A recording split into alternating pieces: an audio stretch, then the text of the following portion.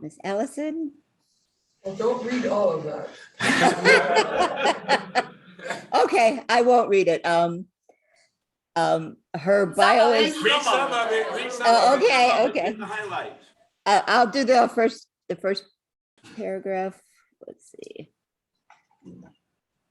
No, I'll do the part where she's volunteered. Allison is passionate about helping people and working with charitable causes that benefit a wide cross section of various communities. As an active Rotarian for over 10 years, Allison was a charter member of the Rotary Club of Charlotte End of the Week and held several leadership roles, including president, secretary, and director of foundation and fundraising. She was also recognized twice as Distinguished Rotarian of the Year. She is now the president of our Queen City Impact Club.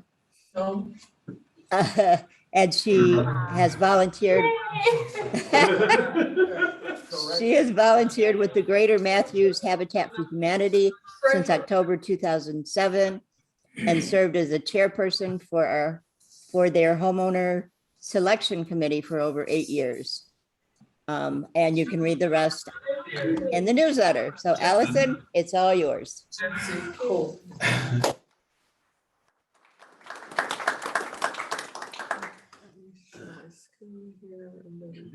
Let me get this ready. This conversation.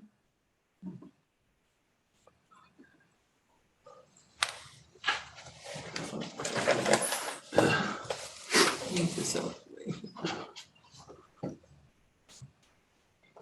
All right. Oh, you're behind me. That's all right. Okay. Okay, so good afternoon, morning, afternoon. everyone.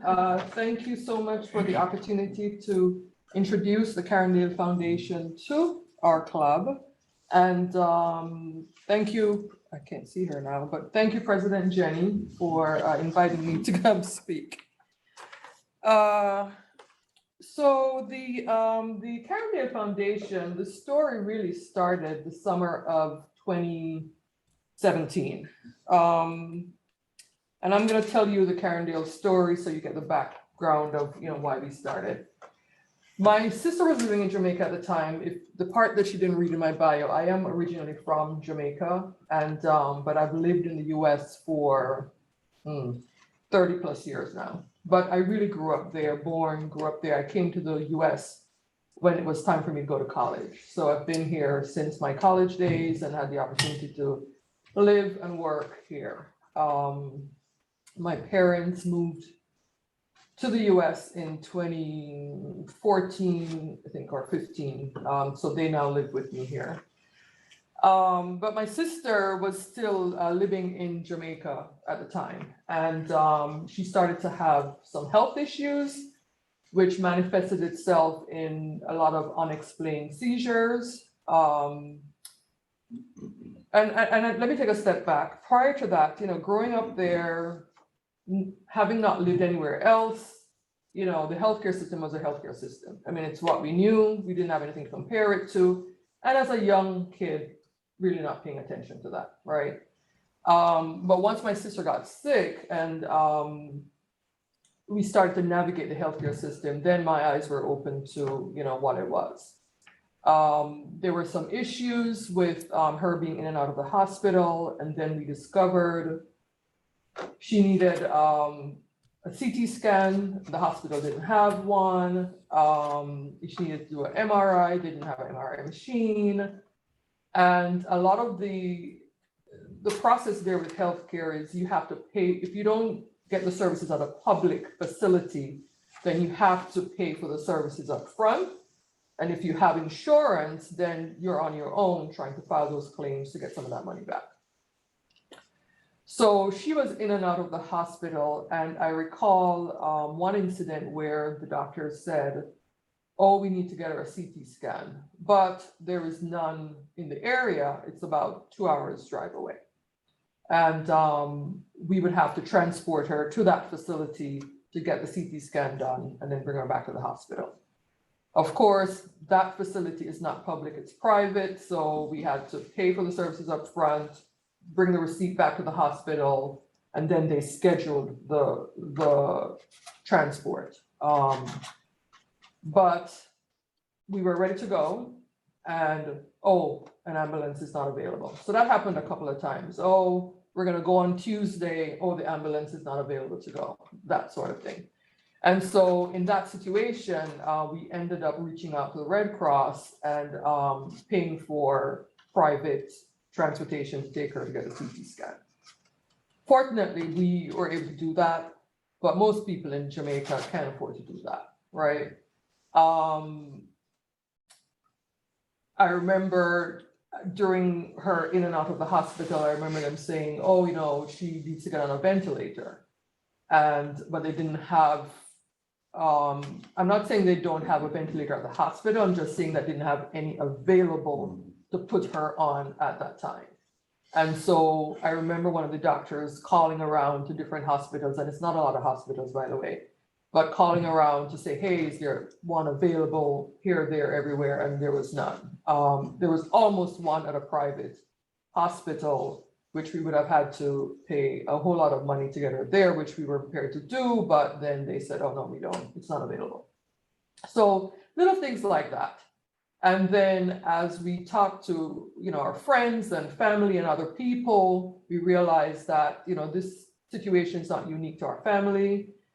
This is something that everyday people in Jamaica, deal with on a daily basis. And it's simple things like, you need surgery and they don't have, some of the things that's needed for that. We have good doctors, but the doctors are only as good as the resources that they have. So we're going through this, this saga, the summer of 2017. And as a Rotarian, my eyes are looking at this through different lens. And I said, wow, when this is all said and done, I would love to do something, to help in this situation. Unfortunately, we didn't think that it would end in her passing at the age of 48, but it did. September 7th, 2017, while we were trying to work on moving her to another hospital that have more resources than the one that she was at, everything was taking a long time. When you hear people say we're on island time, unfortunately, that's a real thing. Everything is just, laid back and, take your own sweet time to get things done. So we never got to that. Unfortunately, my mother, got a call wee hours of September 7th, 2017. They wouldn't give her any details over the phone. And so she had to, wake the neighbor up to take her. And then, when she got there, my sister was gone. So it took a year, because we're going through this process, and it's been so many years, I still get emotional talking about it, but on the 1-year anniversary of her passing, through the encouragement of friends and family, we decided to launch the Karen Dale Foundation in her name as a 501c3 public charity. Her name was Karen. As member of our family, we called her Dale. So hence Karen Dale Foundation.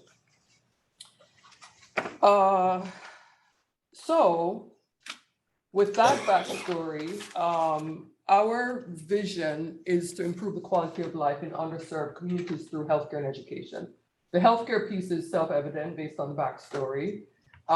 Education, because education was important to both of us. After she passed and I was, had the task of going through her stuff, I found that she was applying to colleges. I didn't know anything about that. We went to high school in Jamaica. She went to a business college and, got her certification and had a good job and all that good stuff. My path took a different turn just based on opportunities at the time when I left high school. And so I ended up here in the US just out of, opportunity. My father was working at a bauxite company in Jamaica, and he got several promotions throughout the year. And when I got to the point of leaving high school, he got the opportunity for scholarships, for education, wherever. And so that's how I ended up here. But I didn't know that she was applying to go to colleges. I found that, in all her stuff, I was like, oh my goodness, if she had told me about this, I probably could have helped her with it. And I also believe that education can change the trajectory of a person's life, a child's life. I'm living proof of that through education. That's why I'm standing here right now. That's how I kind of got out of, our situation in Jamaica. So, and now in a position to kind of help my parents, in their old age now. So that's the vision. Our mission is to impact the lives of people in underserved communities, primarily in the Caribbean, but also locally if that opportunity presents itself, by initiating, supporting, and funding programs and projects with providing resources to improve healthcare and also the education system. We have two main programs. There is the Caribbean Healthcare Initiative, or CARI Health for short, and then our Education and Literacy Program. The CARI Health Initiative focuses on healthcare needs in the Caribbean, as the name suggests. And we are focused on providing medical equipment, supplies, resources to public healthcare facilities in Jamaica. And for the future, we're thinking about telehealth services. That's something that we had started a conversation with a doctor that's certified here in the US, but also in Jamaica. We started talking about that prior to the pandemic, and things just kind of fell apart there, but we'll get back to that in the future, because one of the things that happens in Jamaica also is that there's a shortage of specialists. There are a lot of generalists, but if you're looking for a neurologist, or very few of those. And what happens is when you're trying to make an appointment to see them, nothing available, long wait times, that sort of thing. So that's something that we're thinking about for the future. Education and literacy, students in K through 12 in the US and the Caribbean, high school seniors in the US of Caribbean heritage that's planning to study in the healthcare, medical, or related fields, and also college students in the US that are from the Caribbean and pursuing degrees in healthcare, medical, and related fields. So we're going to talk about what's happening in the CARI Health Initiative, what we've done so far, what we have planned for the future. And I'll tell you a little bit about the St. Anne's Bay Regional Hospital. The St. Anne's Bay Regional Hospital is where we're focused right now. We've developed a partnership with them over the years since we've been open. This is the hospital where my sister passed away, hence the reason we are, working with them. If you're familiar with Jamaica, that's kind of the map. North coast of Jamaica is where they're located. That's one of the tourist areas. If you've heard of Ocho Rios, it's in that vicinity, about 20, 30 minutes away from that area. It's located on the north coast of Jamaica in the parish of St. Anne. It's a type B 304 bed acute care general hospital, accredited for teaching by the University of the West Indies, and serves an estimated population of 365,000 people. This is the closest hospital to that side of the island, the tourism sector in that side of the island.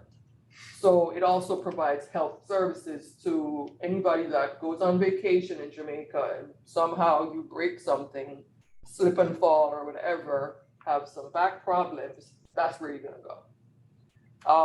Unless you have $20,000 US to hire private transport to fly you to Miami. That's where you're gonna go. So I always say that to people because, it's easy for us to be here and not really connect to the need there. It's like, but a lot of times we go on vacation and we don't think about what happens if we get hurt, right? We just go and we have fun. And most times nothing happens. But, there are situations I know of people where they go and they end up having to be at these hospitals. And resources are not going to just appear just because, you're from the US or some other country. So that's, I try to mention that so that people understand the connection there. So our first project with the Salisbury Regional Hospital was in May of 2020, peak of the pandemic. We wanted to do some other things and we thought, okay, let's try to see what we can do, during this pandemic. Obviously, nobody could travel and all of this good stuff. So had to kind of work through resources in Jamaica and figure out what we can do. So I reached out to in Ocho Rios, which is not where the hospital is, but it's the closest town that has a Rotary Club. And so they have, at that time, 2 Rotary clubs. I went on Rotary International, sent a couple of emails, and the then president of the Rotary Club of Ocho Rios responded. Spoke to her, and I explained what we were trying to do, and so she kind of helped, coordinate this first project, where we donated medical supplies valued at over 305,000 Jamaican dollars. The conversion to US is there. That's based on the exchange rate at that time. That fluctuates daily. So that was about $2,400 worth of supplies that were procured. In Jamaica, we did digital thermometers, face masks, gloves, that sort of thing for that donation. That was the handover to the hospital was coordinated by the Rotary Club of Ocho Rios. I was not there, but so you could see there are members of the club there, and the gentleman in the yellow mask over there, he is the executive director of the hospital. So they, and Anne-Marie Bishop, the young lady at the podium, she was the president at the time of the Rotary Club of Ocho Rios. So they coordinated that for us, which we're very thankful for. They gave us a Service Above Self award for that. And because they participated with us in this project, I think they also got an award from their district for this project. So let's see. The second donation was in November of 2021. And in this instance, and let me just take a step back and say, we don't just decide what we're going to donate. We reach out to the hospital every year and we get a list of needs from them. As Rotarians, we know that's kind of how we're supposed to do this. We're not, even though I'm from there, I've observed what I think they need. There might be reasons why they don't have certain things in place. So when we first launched in October of 2018, I went home and I actually met with the executive director of the hospital and talked to them about, different things. And so each year we really reach out and say, hey, can I get an updated list of needs? And then myself and the board of KDF look through that list, figure out how much money we have, and then figure out our budget. And that's how we decide what we donate. So November of 2021, we approximately $6,000 which amounted to 866,000 Jamaican dollars. We donated infusion pumps, pulse oximeters, and adult blood pressure cuffs and bone curettes. So for that, I still wasn't able to go for that handover. That's a picture of the stuff that we donated. In this picture, you have the executive director of the hospital on the left, a senior medical officer, the lady in the colored pants there, and then next to her in the dress is Mrs. Ridley, who is actually a friend of my family, and she kind of stood in for the Carnegie Foundation for that handover. And then the young lady on the right is a representative from Medical Limited, which is a vendor that we partner with to source the supplies there. Because one of the things that I like to do is to support the local economy there. And it also helps us from having to go through the logistics of figuring out how to get stuff there and then, all the costs to do that, etc. So Medical has been a great partner. We actually met them when we worked with the Rotary Club of Ocho Rios. We met them through them. And so we've partnered with them ever since when we need the supplies. So that was that handover. That was from the handover. Okay, so now we're in present time, June, July 2023. Our plan is to donate 6 adult wheelchairs. I'm actually getting on a plane on Sunday, going to Jamaica, and orchestrating that this handover can happen while I'm there, and get to do this for the first time in person. So I'm really pumped and excited about that. The wheelchairs have been ordered and working out the logistics with, so what we do is we do the transaction. There is an organization called the Northeast Regional Health Authority. And that organization, so you have the Ministry of Health and Wellness, and then you have regional health authorities across the island, and then under that you have various hospitals. So the Northeast Regional Health Authority is who we work with to get the donations to the St. Anthony Regional Hospital. And we do the transactions through them so that we're not having to pay the taxes on the stuff we buy. The general consumption tax is 16.5%. Wow. So we actually work with them. It's government, so patience, pack your patience. But we do it because there's an exorbitant savings just not having to pay the taxes. So we donate the money to NERA, and then they pay medical. And so the three of us gotta work together to make it happen. So for this donation, like I said, hoping that will happen in the 3 weeks that I'll be home. And actually, medical is gonna actually add a 7th wheelchair to this. So estimated value is there. It's about $2,100 US. Sounds like you have a question. No. Oh, okay. Yeah, so that's what we have planned for this year. Goal for 2024. One of the things that they need a few ventilators. Those are expensive. They are approximately $20,000 to $24,000 US based on the estimates that we got. And that is our goal for next year. That's estimated at about 3.65 million Jamaican dollars, but about 24,000 US.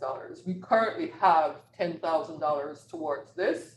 And so that's where we're gonna focus our outreach to try to make this happen for next year for the ventilator. So that, I believe, in a nutshell, is the Carry Health Initiative. Other things that I have in mind is medical missions, because one of the things I like to do is to provide opportunities for Rotarian involvement. The Rotary clubs in Ocho Rios, they are doing their own thing. I still try to stay in touch with them to see if there's things we can partner on, but they're not in the immediate area of this hospital. And so, as you can imagine, the clubs decide what they want to focus on, and sometimes it's not necessarily this. So I do try to attend meetings when I go to maintain that connection to see if there's stuff that we can do, but in the interim, we just keep moving forward. And my goal is to see if, we can get even Rotarian involvement from here in this district. And so I am thinking through figuring out what that would look like, if we can maybe do medical missions or have opportunities for Rotarians to visit and see for themselves, visit the hospital and see the situation there. So all of that, thinking about all of that. I do have a question now. Yeah, sure. In regards to your goal for 2024. Yeah. So we would be able to get information from you. So if I want to solicit funds to help with this, I can get the information where I can get the people to direct their funds to. Oh yeah. And what have you. So to help reach that goal. Yes. For next year. Because Okay. I want to make sure. Thank you. Yes. Allison, I have a question as well. Yes. Have you, so far it seems like your strategy's really been to raise funds to then purchase things outright. Mhm. Have you reached out or have any connections with, hospitals that maybe are upgrading their equipment, like MRI equipment, but their MRI bed still is perfectly functioning. It's just, maybe not the latest, greatest technology. you know, do you have any of those types of connections where you're trying to source? So we're time? working on that. Part of the thing is when I go home, one of the things I want to talk to Nira about is if we were to start reaching out for that resource, how do we get it to Jamaica? Is there a process in place where we can ship this thing to you and we know it's gonna get to the right place and we don't have to incur all the customs fees and all of that stuff, because it's very expensive. So that's one of the things I wanna talk to them about when I get there is if a hospital say, hey, have an MRI machine that, you know, we of course realize it's compatible with what they have there, because that's one of the things the executive director said. You know, they said sometimes people just donate stuff and they can't even use it. It's sitting on a corner, collect dust because it's not compatible with what they have and they can't use it. So I don't want to do that. I mean, people's money, you know, we want to be good stewards of people's money. And we want to make sure that whatever we do, whatever we donate can be used. And so, yes, I'm fully aware that those opportunities exist, but I have to make sure that we have a way to get that there and that they are open to that. Have you tried going through like international humanitarian aid type Not organizations? yet. The big ones, yeah. Not yet. No, it's a great point, and Mhm. you can even approach them about matching dollars, like, you know, hey, Mhm. we've raised $10,000, but Mhm. would you match it with an Mhm. in-kind donation of 10,000? You know what I mean? Like, Yeah. there are all kinds of ways to Yeah. like. Yeah. And if you have any sort of information on that, I mean, feel free Yeah, to, let me think through. I can also email me ask all and- my medical folks. yeah. You can ask your medical folks, you know. But the telehealth thing, I think, is kind of ingenious, and I think there's, I mean, imagine like US doctors being able to Right. provide services to people in other countries, like doctors, and Doctors Without Borders. Mhm. That might be like a new thing with Doctors Without Borders, because if you're doing telehealth, there are no borders, you know, except for Right, just right. certification or whatever doctors have to be licensed in, you know, so it's a very interesting. Yeah, that's something that we really want to pursue. I did have an initial conversation with the then executive director back in 2018. And, you know, he did say that sounds interesting, we would have to clear this through the Ministry of Health. But another route we're taking, there's a doctor that reached out to me. Oh. There's a doctor that reached out to me that, you know, she is Jamaican, but she works here in the US. And she has an interest in doing something with us along those lines, but she's also certified to practice medicine in Jamaica. And I think that may help us kind of get over that hump of, you know, going through the Ministry of Health and Wellness and all of that. But it is something that we are definitely wanting to pursue. My husband and I used to travel internationally quite a bit to do health projects. And what I have in the back of my mind is that he went through USAID through the United Nations in order to transport dental equipment to the other side of the world. So I'm thinking, you know, that might be an avenue. You wonder how to get the equipment there, that they did it free. It was just a matter of going through the process to set it up. Yes, that is definitely a possibility. You have to have a receiving organization on the other side of this. And so it's just a matter of kind of working through the logistics. Which is why I'm saying that, you know, those conversations I have to have, because in the islands, everything works based on connections. Who you know you, who, you know, so it's kind of working through all of those channels and seeing, you know, because also it's a developing country, and with that comes, how do I put this nicely? Is this being recorded? you have to be careful about who you're dealing with and, organizations that you deal with, and I'll just put it that way. Yeah.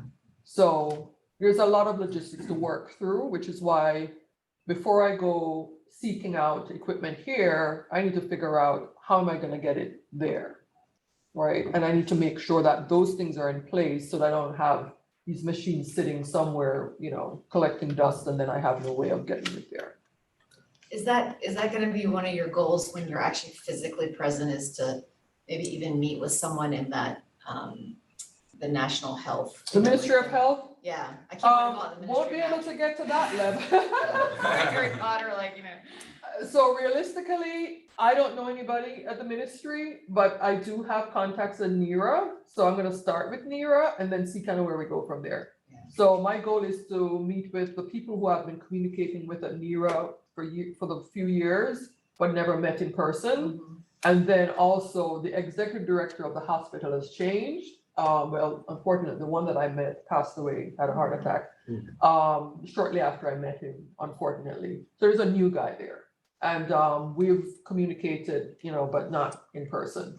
And we're still a in-person type culture, even though we're getting a little better at using the digital, communications like WhatsApp and all of that. But face-to-face really helps. So part of my goal this time around is to make sure I meet the people at NERA and meet the new executive director and talk about kind of how we can make a bigger impact and what are the resources available there that can help nonprofits who want to help. Because part of my issue is I think they need to make it easier for us who want to help. Like, we have to jump through so many hoops. And if you don't have the patience for it, you'll give up trying to help. So I've had to, even me from that country, understanding how people operate, I've had to pack my patience because, it's just the way it is.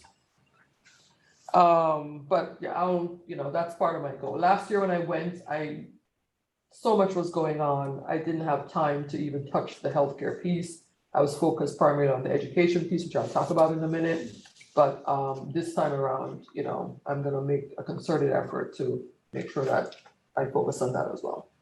Allison, was Jamaica a British colony? Yes.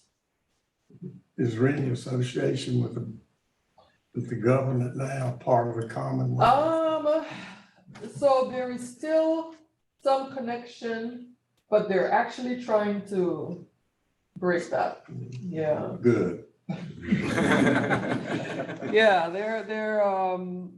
Yeah, the last visit that I think Kate and William made to Jamaica people were not very welcoming. Let's put it that way. My wife and I went on vacation to Ocho Rios Oh, nice. years ago. It was a great place. I mean, Good. the absolute beach was just great. I'm glad you had a good time. Yes. Yes. I love when people go and, they have a good time and then they come back and tell others that story. All right, so we're gonna move on to education and literacy, if you don't mind. So the St. Anne's Bay Primary School is the primary school that my sister and I attended when we were there. So during the pandemic, reached out to the school, made a connection with the principal and asked, how can we help? So just like here in the US, where kids in certain communities, having to do your education virtually, didn't have laptops and all of that, same situation, but times 10 in Jamaica. A lot of the kids didn't have tablets or any way to connect via whatever digital means they came up with. And then the other big thing is, which I thought about, because a lot of people there, they'll have smartphones, but then they don't have data plans. They wait to connect to Wi-Fi somewhere. The guy who checks on our property there, he's like, oh, when I get home, I'll connect to Wi-Fi and send you the pictures, So I know that's culturally how it is. So I thought, oh my God, even if they have a laptop or whatever, how are they connected? So with that in mind, and working with the principal of the St. Anne's Bay Primary School, we were able to donate 36 Lenovo tablets and funds for the kids to get the data plans so that they can connect to school. In researching how to get these there and everything, there is a nonprofit in Jamaica called National Education Trust, and they have set up a process. So for the education stuff, process in place to get stuff there. If you do it through them, the customs and a lot of the duty and stuff is waived if you follow their process. So we were able to ship the stuff there and get it cleared, and the principal went and picked it up and the students got the stuff, right? So we have a way of getting the education stuff there because they have a process in place. I'm trying to see if on the healthcare side, they have something similar, because that would be great, right? So that's what we did there in 2021. I think there's like a couple of pictures here of the gentleman is the principal, Mr. Trevor Cole is the principal of the school, and that was him handing out some of the tablets to two of the students there. Okay, so the other thing we do on the education and literacy, there's an organization here in Charlotte called SICA, Caribbean International Cultural Association. And every year they give scholarships to graduating high school seniors of Caribbean heritage that are planning to go to college anywhere in the US. We started partnering with them, and same selection criteria, except that they must be planning to study in the medical or healthcare field. So that's our additional criteria. So they make their selection, and then of their selection, we make our selection. So to date, we awarded scholarships to 7 scholars with a total amount of $4,500 awarded. Each scholarship is just $500. I mean, I wish we could do more. That would be great. But that's in addition to what they get from SICA, and it helps in one way or the other. So we've had this partnership since 2020, and that's a continued partnership that we have there. Now this is like my pride and joy here. Caribbean High School Scholarship Program. So we launched this softly last summer. And this was a highlight of my trip last year, because I went home last year as well. We try to go home once a year. That kind of got affected with COVID, but last year we got back on that cadence. So what we do here is the students graduating from St. Andrews Primary School, we wanted to find a way to support them to getting to high school, because not all of them will get to high school for whatever reason, right? Most of it financial. So we started this program where we have an application process, they have to apply, and it's a need-based program. And we provide them with, we pay for their tuition in high school, tuition and fees in high school, and we're gonna pay that throughout their high school years. Right now, it's just for the St. Andrews Primary School students, and it's $150 can pay for a kid's tuition for a year. It's tuition, fees, and some of it's left, a little bit's left over for other things, but most of it will cover their tuition, and then whatever is left over they can use for any other supplies they need. So just $150 per year. And like I said, it's each student per year throughout their enrollment in high school. Of course, we monitor the academic progress. We have virtual mentorship sessions, and when I go there this summer, we will have in person as well, but they have to submit their grade reports, and then we review that with them and talk through areas where they need to work a little harder, and all of that. We want them to be successful. So Allison, there's not a public school education, like a free? high school's not free. Primary school is free, but high school is not free. And the process with getting to high school is that they have to take 2 years in a row. So grade 5, grade 6, they take what's called the PEP, the primary exit profile exam. And then as part of that exam, that kind of assesses them in different areas, math, science, language arts, etc. And as part of that, they get to list their top 7 high schools that they want to go to. And this program is administered by the government, right? Ministry of Education, Youth, and something else. And so, depending on how they do in this exam, they get assigned to a high school. If you do really well, 9 times out of 10, you'll get your first choice, right? So you have 7, you list your 7 in the order in which you would like until you get assigned. But when you get assigned to the high school, I mean, you have to pay tuition, you have to pay for uniforms, you have to pay for books, you have to pay for, you know. So basically, anyone who doesn't go to high school, their education ends at, Primary school, yeah. what, in primary school goes through like what, 7th, 8th? Primary goes to grade 6.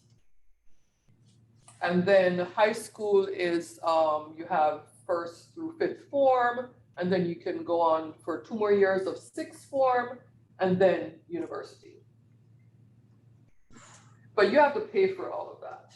I mean, like, how does a country ever get past developing if they can't even help Yeah, with education? I mean, the country will always be developing. stuck where it is. Yeah. So what do kids do once they get out of primary school if they don't go into high school and they can't afford it? Like, do they immediately go into jobs? Do they, They try to are find there it. even enough jobs around? Not enough jobs. Whoever can find a job will get a job, but you know, it's a hustling society. That's the reality. It's, you know, I started to say wherever there is struggle, there is crime. Yeah. And so, you know, I'm not saying that, you know, you went to Jamaica, you had a wonderful time and nothing happened, thankfully. And y'all could go and have a great time, you know, but the reality of a country like Jamaica is that there is a struggling sector of the population. Step off that resort. Exactly, and property, most people stay on that resort. Those people who are working at the resort, they probably have 2 or 3 jobs. I'll give you an example. Last year when I was there, we still have our family home in Jamaica, just for transparency. And we needed to get some work done there. And the guy who was doing the work, it was like a 2-3 day thing. And on day 2, he was like, oh, I have to leave by X time for my job at one of the hotels. You know, so most people have 2 or 3 jobs they're juggling just to make ends meet.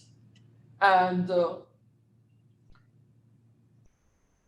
because the education is not free past primary school, you know, some of these kids are going to fall through the wayside. That's just the reality. You have very bright kids, but they're just going to fall through the wayside. Some will get to primary school. Some will go through high school and not go any further because now it's, now I realize there are more universities, but when I was there was only University of the West Indies and it was very hard to get into. And the other option is, if you have the resources, is to come to the US, Canada, and other places to get your education, if you have the resources to do that. If you could get scholarships and, you know, that sort of thing, so. Are there child labor limitations as far as if they if a child comes out of primary school, can't go to high school, can they go right to work at that age, or are there some limitations? I don't know the answer to that, but what I will say is if there are limitations, I don't. Necessarily enforced. Yeah.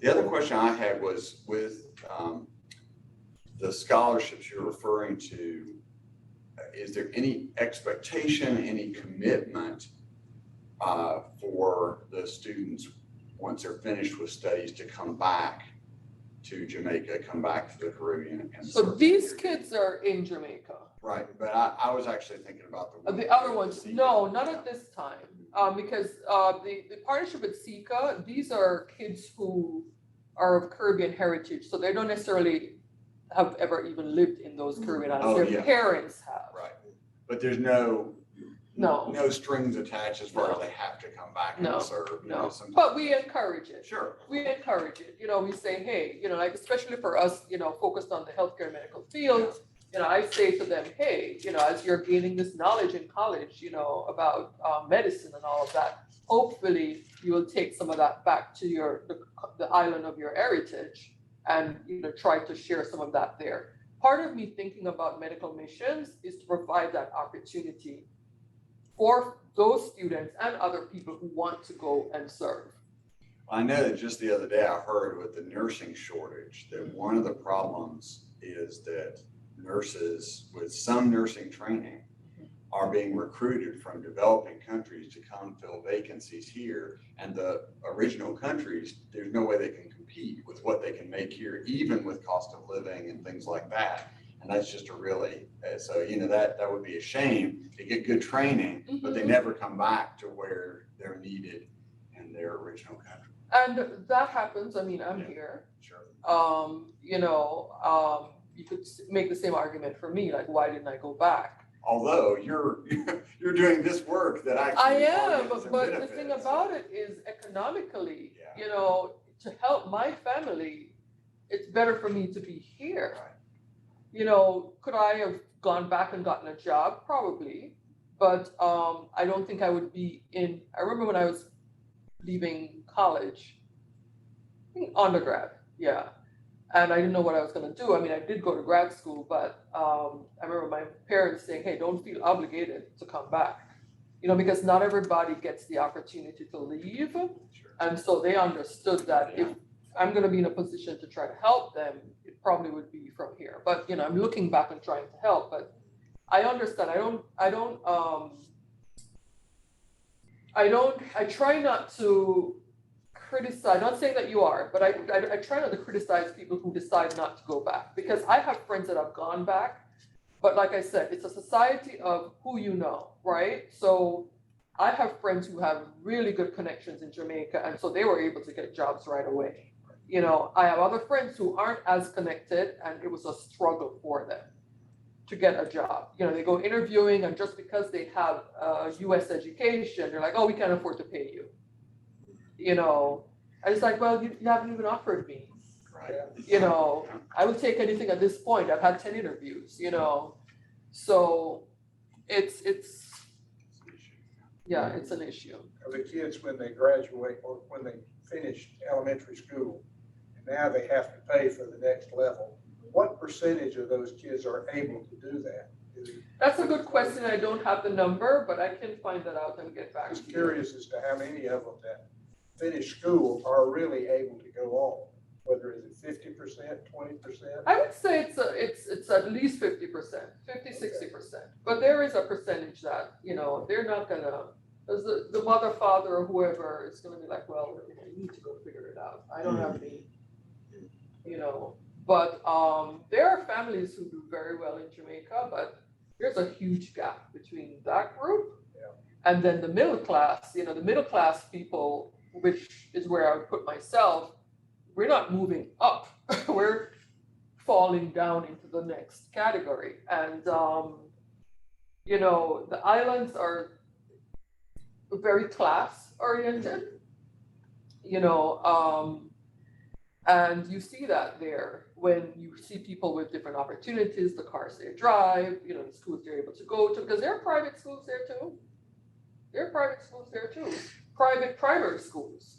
They call them prep schools. So there are people who can afford to send their kids. They're like, oh no, my kid's not going to a primary school. They're going to a prep school. So there are people that can afford that sort of stuff there, but the majority goes to a primary school, public education, because that's what they can afford.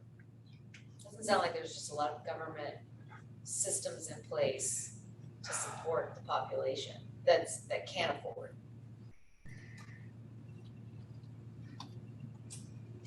Yeah, I don't know how to comment on that.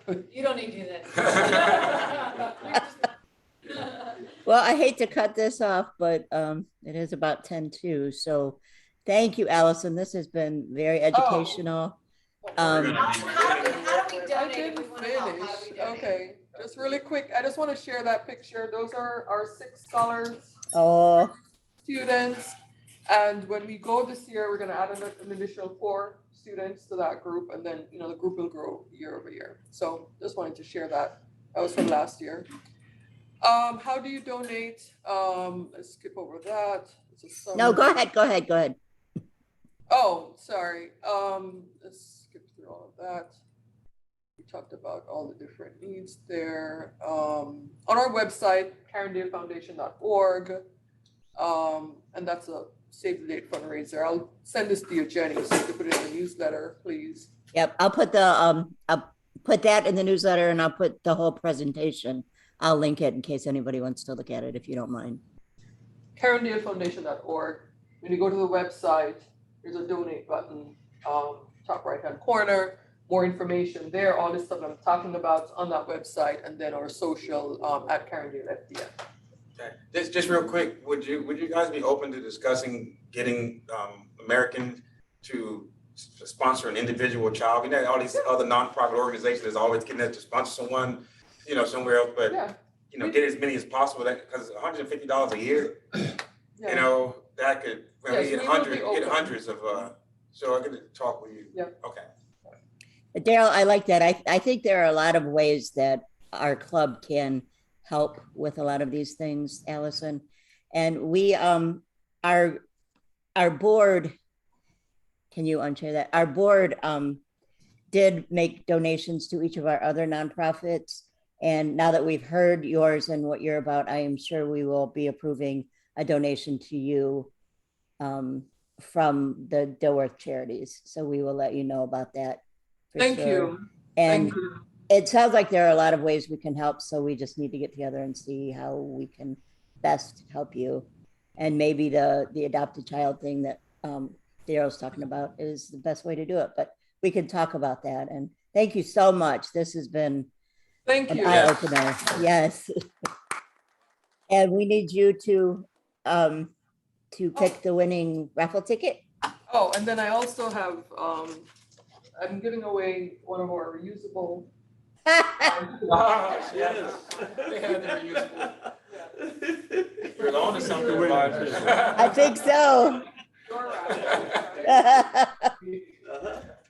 I am margin, well, I'll tell you.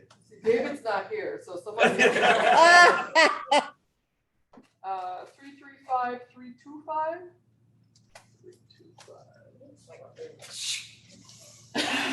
Right here. Yay. That's the first. Wow, that's right. Hey, Kelly, since Daryl's having issues getting up and down, can you give, oh, I'm sorry, were you doing another ticket? Go ahead. 1 second, so just for our, This is for the Carindale Foundation. yes, 333. I never win. Oh, look at that, hey. I know it. What is it, you? Who won? got it? 333, last three numbers. Is that also you? No. Oh, I got three, last 3 digits. Last 3 digits? oh, that's you. That's it. Put it in the carpet. There you go. Thank you. You are welcome. Set up there. That's great. Well, Allison, we also have a reusable bag for you. Well, thank you. Make an exchange. Oh, I appreciate it. I put my luggage in there. Yes. Yeah. There you go, perfect. Thank you so much for, that's my sheet here. Can you pass up the cart buckets and stand and do the 5-way test? Okay. I cleaned up my password. Oh, boy. All right. Of all the things we think say are due, number 1. Is it true? Number 2. Is it fair to all concerned? Number 3. Will it build goodwill and better friendships? Number 4. Will it be beneficial to all concerned? And number 5. Will it be fun? Thank you, everyone. Thanks for helping at that end. Tom, I'm sure Kevin will be getting back with you and possibly being a member. And you all have a great weekend. You too, Awesome. Shannon. Thank you. Bye. Thank you, Shannon. Thank you, Jim. Ocho Rios. No, I. I can't believe it. This is my first time winning the raffle.